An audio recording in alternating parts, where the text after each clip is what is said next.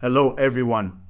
Today, we're exploring Genesis 35, a chapter that shows how God calls us back to Himself and reaffirms His promises.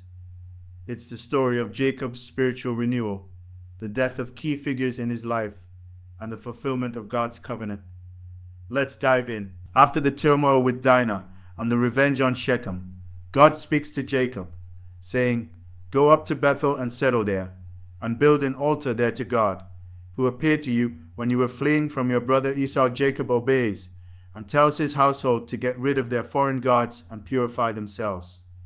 They bury their idols and earrings under a tree, showing their commitment to worship the one true God.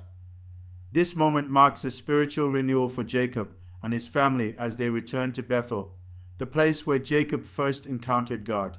When they arrive at Bethel, Jacob builds an altar and calls the place El Bethel, which means God of Bethel. God appears to Jacob again, reaffirming his promises. "Your name is Jacob, but you will no longer be called Jacob. Your name will be Israel." God also reiterates the covenant, saying, "I am God Almighty. Be fruitful and increase in number. A nation and a community of nations will come from you, and kings will be among your descendants. The land I gave to Abraham and Isaac I also give to you, and I will give this land to your descendants after you." This encounter strengthens Jacob's faith and reminds him of God's faithfulness. As they journey from Bethel, Rachel goes into labor and gives birth to her second son, Benjamin.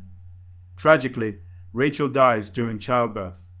Before she dies, she names her son Ben-Oni, which means son of my trouble, but Jacob calls him Benjamin, meaning son of my right hand. Jacob buries Rachel near Bethlehem and sets up a pillar to mark her grave. Later, Jacob returns to his father Isaac in Mamre. Isaac lives to be 180 years old, and both Jacob and Esau bury him.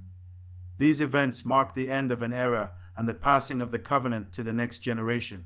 So, what can we learn from Genesis 35?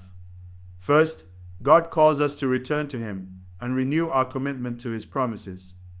Second, worship and obedience are key to experiencing His presence. Finally, this chapter reminds us that God's faithfulness endures through every season of life. Let's trust Him to guide us and fulfill His promises in His perfect timing. Thanks for joining me, and I'll see you in the next story.